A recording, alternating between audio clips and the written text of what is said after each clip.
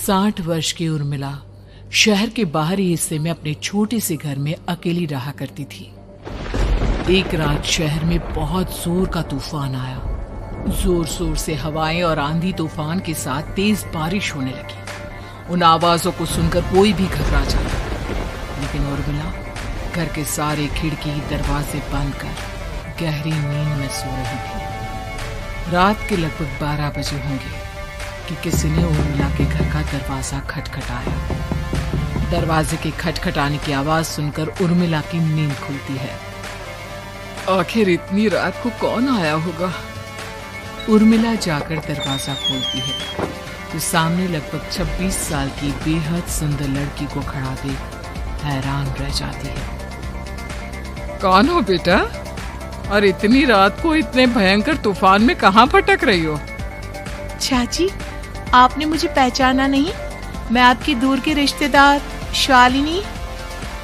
अरे हाँ, बचपन में तुझे देखा था। इतनी जवान हो गई है, कैसे पहचान में आती।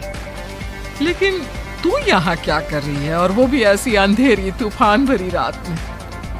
उर्मिला की बात सुनते ही शालिनी की आंखों से आंसू बहने लगे। वो फूट फूट कर रोने लगी। ये देखकर उर्मिला को कुछ समझ में नहीं आया और उसने शालिनी का हाथ पकड़कर घर के अंदर आने के लिए कहा। जैसे ही शालिनी घर के अंदर रोशनी में आई, उर्मिला की नजर उसके पेट की तरफ गई, जिसे देखकर ये साफ पता चल रहा था कि वो प्रेग्नेंट है।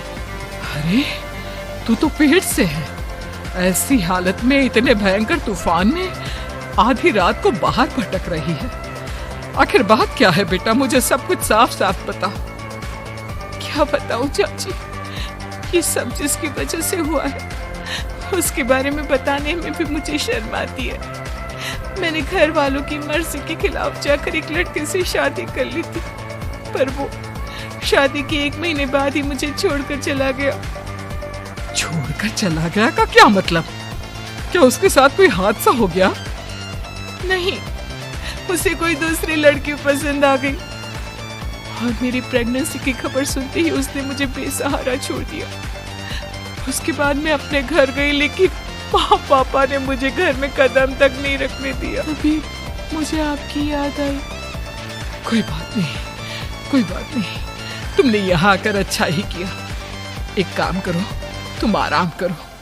वैसे भी ऐसी हालत में इतना घूमना फिरना और इस तरह आधी रात को बाहर भटकना ठीक नहीं होता। प्रेग्नेंट औरत को आधी रात को घर से बाहर नहीं निकलना चाहिए। बुरी आत्माएं उस पर अपना असर दिखा सकती है। और इतना कहकर उर्मिला ने शालिनी को एक दूसरे कमरे में जाकर आराम करने के लिए कहा। लेकिन जैसे ही शालिनी अपने कमरे में जाने लगी, अचानक से उर्मिला ने उसे रोक लिया। एक बात बताओ बेटा, तुम्हारा कौन सा महीना चल रहा है? पेट देखकर तो लगता है कि लगभग 6 महीने पूरे हो गए होंगे। उर्मिला की बात सुनकर शालिनी के होठों पर मुस्कुराहट आ गई। चाची जी, अभी सिर्फ 1 ही महीना हुआ है। शालिनी की बात सुन उर्मिला दंग रह गई। उसे समझ में नहीं आ रहा था कि प्रेगनेंसी के पहले ही महीने में शालिनी की हालत ऐसी क्यों थी।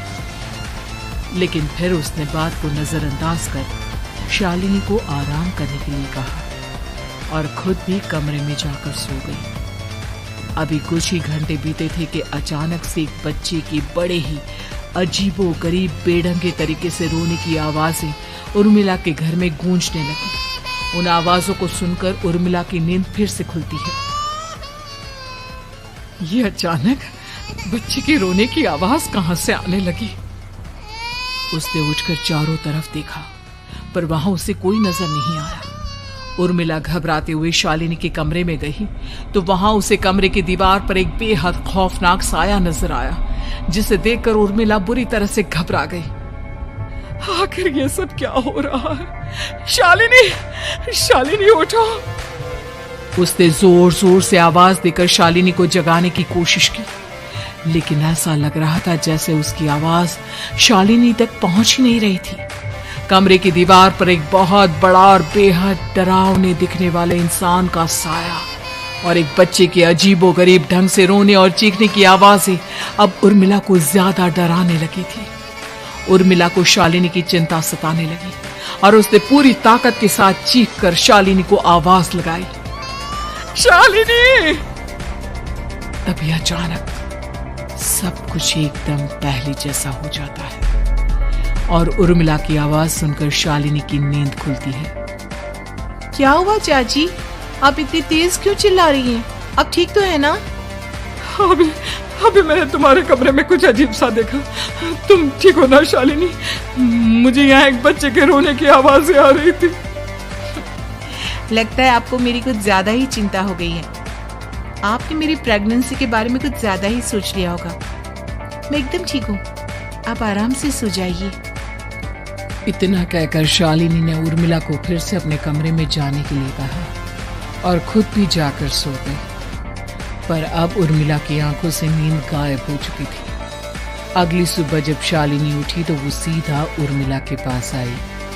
गुड मॉर्निंग चाची।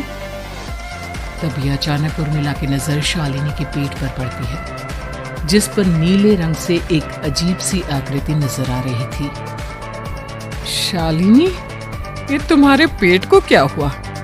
मैंने इतनी औरतों को देखा है, ऐसा तो किसी के साथ नहीं होता। शालिनी ने जैसे ही अपने पेट की तरफ देखा तो उसे वहां कुछ भी नजर नहीं आया। चाची, कुछ भी तो नहीं है, सब कुछ एकदम नॉर्मल है। आपको क्या अजीब लग रहा है? इससे पहले कि उर्मिला उसके सवाल का कोई जवाब देती, अचानक से शालिनी के पेट में जोर जोर से दर्द होने लगा। वो बुरी तरह दर्द से तड़पने लगी। चाची, चाची। ये सब देखकर उर्मिला बहुत घबरा गई। उसने धीरे धीरे शालिनी के पेट को सहलाना शुरू किया, लेकिन शालिनी का दर्द कम नहीं हुआ। उर्मिला जाकर रसोई से पानी का गिलास लेकर आई और शालिनी को पानी पिलाने की कोशिश करने लगी। ले बेटा, पानी पी ले, तुझे आराम मिलेगा। ले ले। नहीं चाची, मुझे बहुत तेज दर्द हो रहा है। अरे थोड़ा पी ले बेटा। जैसे ही उर्मिला ने शालिनी को पानी पिलाया, उसने देखा कि गिलास में बचा पानी का रंग नीला पड़ गया और शालिनी की आंखें अजीब हो गई। उसके पेट पर बच्चे का एक डरावना चेहरा नजर आने लगा। ये सब देखकर उर्मिला की डर से हालत खराब होने लगी, पर तभी शालिनी का दर्द ठीक हो गया। बेटी, अभी तुम्हारा दर्द ठीक है तो ऐसा करो, तुम थोड़ी देर आराम कर लो। शालिनी को आराम करने के लिए कहकर उर्मिला तेज कदमों से चलकर घर से बाहर निकल जाती है और पास ही रहने वाली एक औरत कालिंदी के पास पहुंचती है। अरे उर्मिला बहन, बड़े दिनों बाद दिखाई दी, क्या हुआ? बहुत घबराई हुई सी लग रही हो, सब ठीक तो है ना? क्या बताओ कालिंदी बहन, मेरी एक दूर की रिश्तेदार आई हुई है। वो पेट से है और उसके साथ ना अजीब अजीब चीजें हो रही है। अब उर्मिला सारी बात कालिंदी को बताती है, जिसे सुनने के बाद काले जादू और तंत्र विद्या की माहिर कालिंदी एक ताबीज बनाकर उसे देती है। बहन, मुझे शालिनी पर किसी बुरी आत्मा का साया लगता है। ये ताबीज ले जाओ, आज रात को 12 बजे उसे पहना देना, फिर सब ठीक हो जाएगा। उर्मिला ताबीज लेकर घर वापस आती है और अब आधी रात के होने का इंतजार करने लगती है। जैसे ही आधी रात होती है, वो नींद में सोई शालिनी को ताबीज पहना शांति से अपने कमरे में आकर अपने पलंग पर लेट जाती है। अब सब ठीक हो जाएगा, ये सोचकर उर्मिला शांति की एक सांस ही लेती है कि तभी अचानक उसकी आंखों के सामने कुछ ऐसा आता है जिसे देखकर उर्मिला डर से चीखने लगती है। तुम कौन हो? कौन हो तुम? जाओ यहाँ से, जाओ यहाँ से।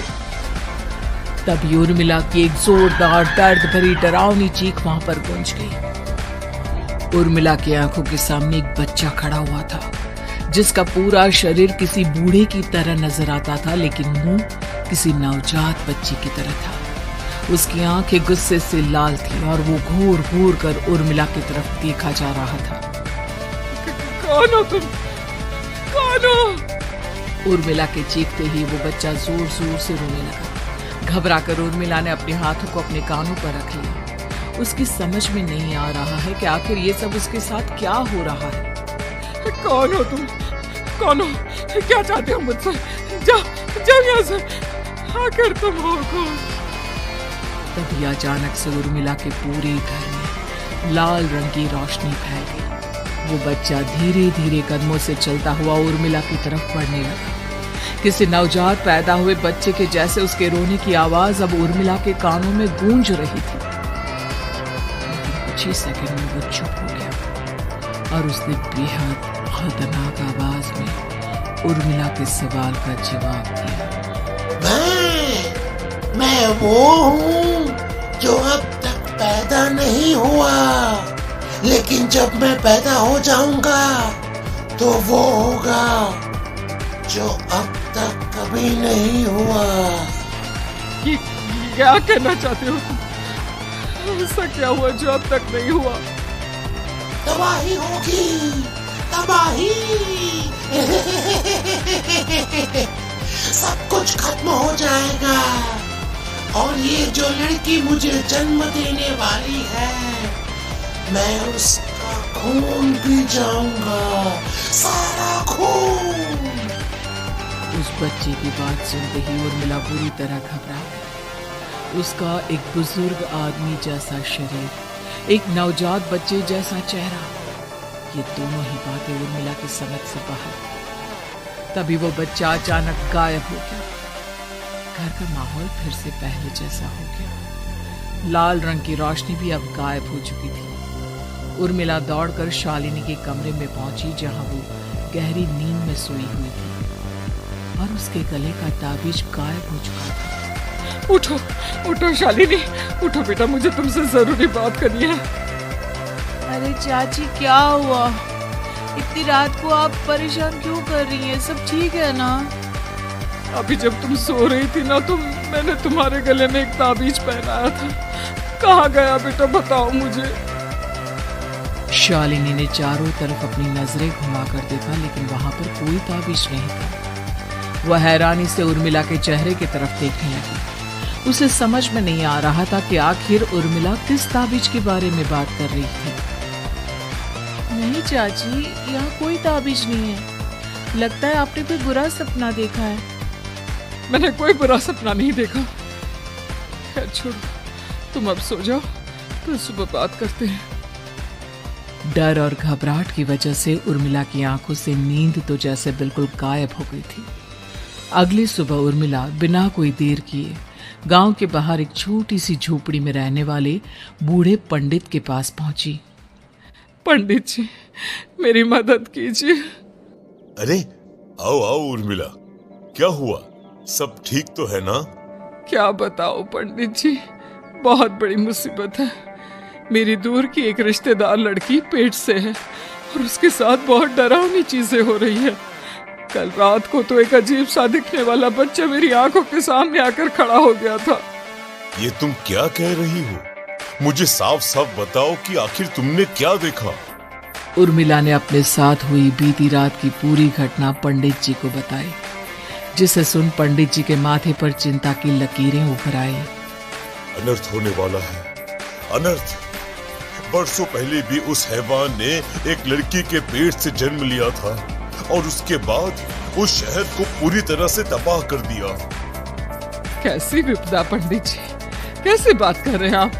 बताइए मुझे, और इसका उपाय क्या है? इसका उपाय तो है, लेकिन बहुत कठिन है। हो सकता है कि उस उपाय को करने के दौरान तुम्हारी जान भी चली जाए। मुझे मेरी जान की कोई परवाह नहीं, पर आप जिस तबाही के बारे में बात कर रहे हैं, बस वो नहीं होनी चाहिए। लाखों लोगों की जान बचाने के लिए मैं कुछ भी करूंगी। तो ठीक है, मेरी बात ध्यान से सुनो।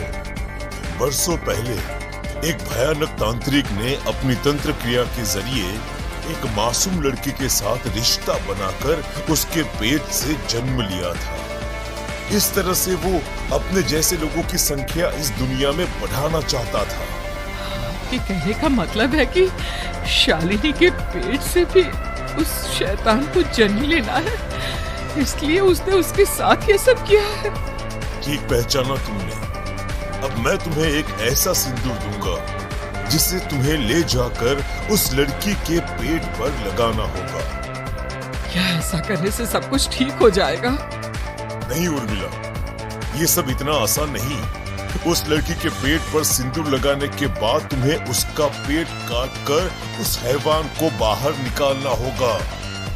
नहीं पंडित जी, मैं ये सब नहीं कर सकती। मैं भला एक जिंदा लड़की के पेट को अपने हाथों से कैसे काट सकती हूँ? अगर तुमने ऐसा नहीं किया तो कुछ ही दिनों में वो हैवान उस लड़की के शरीर से जन्म लेगा और उसके शरीर के सारे खून को पीकर अपनी ताकत को बढ़ाएगा। उसके बाद वो धीरे धीरे इस पूरे शहर को तबाह कर देगा। यहाँ पर कोई जिंदा नहीं बचेगा।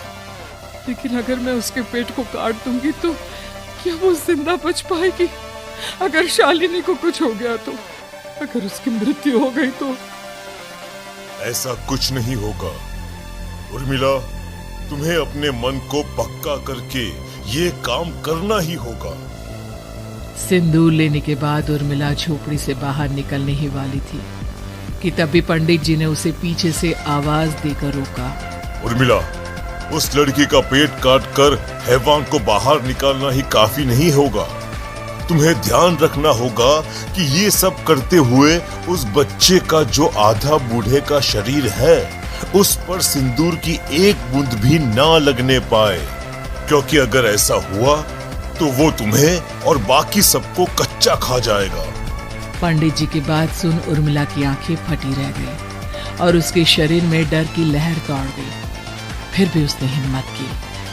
ठीक है पंडित जी, मैं पूरी कोशिश करूंगी कि मैं उस हैवान को वहीं के वहीं खत्म कर पाऊं। इसके बाद उर्मिला तेज कदमों के साथ घर वापस आती है। दिन बीतता है, रात का अंधेरा छाने लगता है। शालिनी खाना खाकर सोने चली जाती है और उर्मिला लगातार उसके गहरी नींद में सो जाने का इंतजार करने लगती है, जिसके बाद उर्मिला दबे कदमों से शालिनी के कमरे में पहुंच गई। मुझे ये करना ही होगा। अब उर्मिला ने धीरे धीरे शालिनी के पेट पर पंडित जी का दिया सिंदूर लगाना शुरू किया। उर्मिला के हाथ बुरी तरह से कांप रहे थे। उसके एक हाथ में चाकू था जिससे वो पेट काटने वाली थी। उर्मिला ने एक नजर शालिनी के चेहरे की तरफ देखा और फिर डरते हुए उसके पेट पर चाकू चलाना शुरू किया। कमाल है, मैं इसका पेट काट रही हूँ और ये आराम से सो रही है। इसे दर्द नहीं हो रहा क्या? तभी अचानक उर्मिला के कानों में बच्चे की रोने की आवाज सुनाई देने लगी। उसने घबराकर चारों तरफ देखा पर वहां पर कोई नहीं था, बस रोने की आवाज लगातार आ रही थी। उर्मिला बिना रुके लगातार शालिनी के पेट को काटती रही। उसे इस बात का भी ध्यान रखना था कि सिंदूर बच्चे के बूढ़े आदमी वाली शरीर के हिस्से पर ना लगे। कुछ ही देर में वो हैवानी बच्चा उर्मिला के हाथों में था। उसने बड़ी ही सावधानी से उस बच्चे को बाहर निकाला और पंडित जी के कहे अनुसार उसे घर से दूर जलाने के लिए ले गए। और तभी उसके सामने वही बूढ़े शरीर और बच्चे के चेहरे वाला बच्चा आ गया। अपनी गोद में और सामने भी बच्चे को देखकर उर्मिला हैरान रह गई। मुझे मारोगी? मुझे इतनी हिम्मत कैसे है तुम्हारी? तुम पैदा नहीं हुए हो और मुझे पता है जब तक तुम्हारा जन्म नहीं हो जाता तो मुझे कुछ नहीं कर सकते।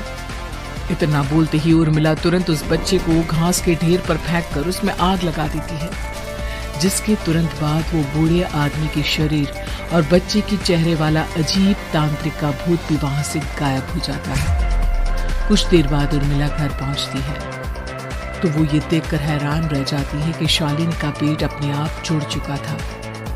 शुक्र है भगवान का और उन पंडित जी का, अब सब ठीक हो जाएगा। सुबह शालिनी सोकर उठती है तो अपना पेट देख पूरी तरह घबरा जाती है। चाची, चाची ये सब क्या हो गया? मेरा पेट अचानक कम कैसे हो गया? मेरा बच्चा कहाँ गया चाची? बेटी, वो बच्चा नहीं एक खतरनाक तांत्रिक था जो तुम्हारी कोख से जन्म लेकर सबको मार देना चाहता था। पैदा हो गई तुम्हारी जान भी ले लेती, इसलिए मैंने पंडित जी के बताए उपाय से उसका खात्मा कर दिया है। अब सब ठीक है। शालिनी को उर्मिला की बात समझ में नहीं आती, जिसके बाद शालिनी को पूरी बात उर्मिला आराम से समझाती है। अब वो दोनों ही भगवान का शुक्र अदा करती हैं